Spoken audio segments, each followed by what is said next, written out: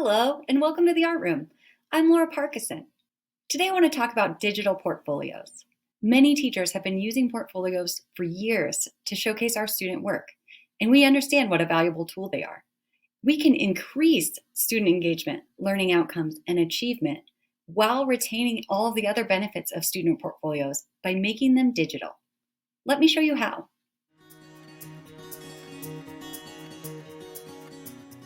Portfolios are an excellent tool for placing ownership of learning in the student's control.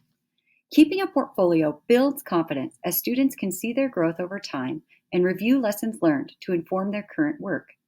They compare a student to himself or herself over time, rather than creating competition and comparison to others with different experiences, needs, and strengths. Portfolios also serve as a showcase of a student's best work to highlight achievement. Unfortunately, the traditional portfolio is often only seen by student and teacher.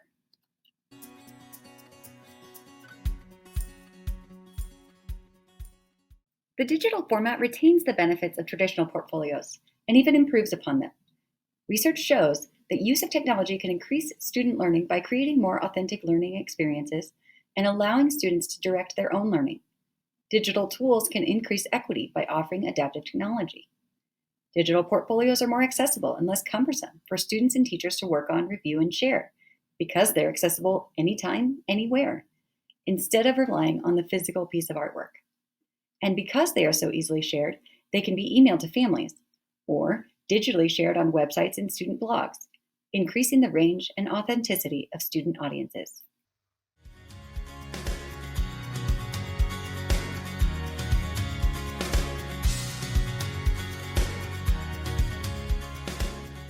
Student portfolios in my classroom are the very first project and also the final project, and we work on them throughout the entire course. The learning objectives are that students will document the creative process during each project. Students will self-assess each project using Parkinson's Universal Art Rubric. Students will reflect on their growth over time at the conclusion of the course, and then share their work with an authentic audience.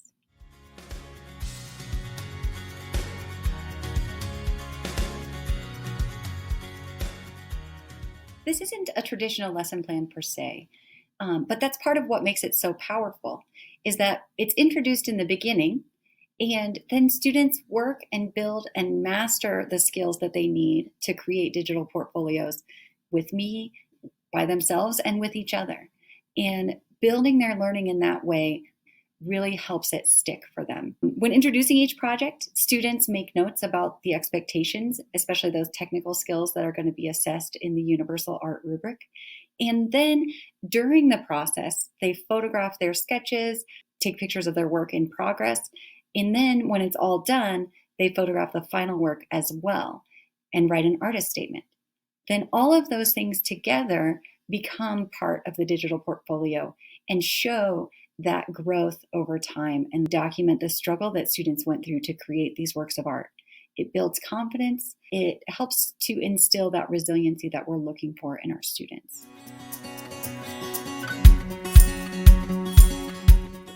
Another great thing about digital portfolios is how versatile they are. There are a number of appropriate applications for housing your student portfolios, where they can create title slides, slides for each of their work,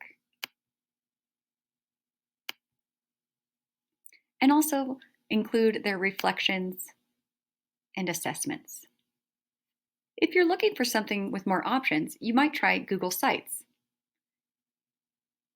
It has a lot more choices for students about how their portfolio will look and feel.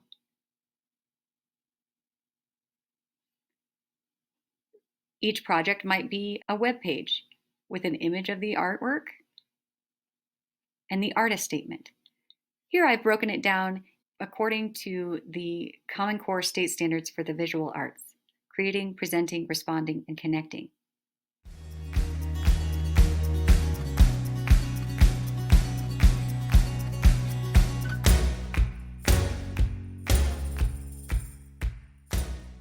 Going digital also has advantages for you, the teacher, especially when it comes to grading.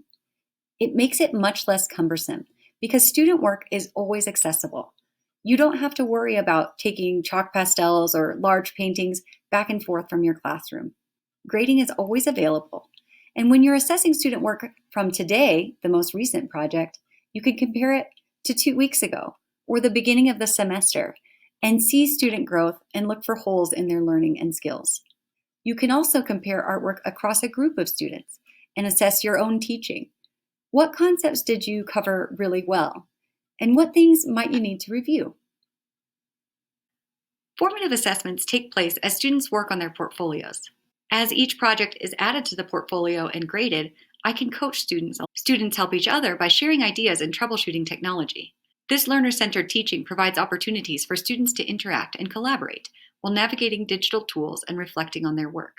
Using digital portfolios in this way not only transforms the finished product, but also the process of the portfolio itself into one of inquiry and reflection throughout the course, rather than solely as a summative assessment.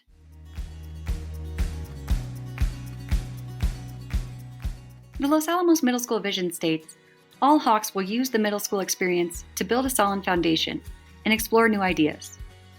By creating their digital portfolios, students are learning and practicing fundamental technology skills, such as building a website or creating a slide presentation. They are practicing being efficient and interesting presenters of information to 21st century media consumers.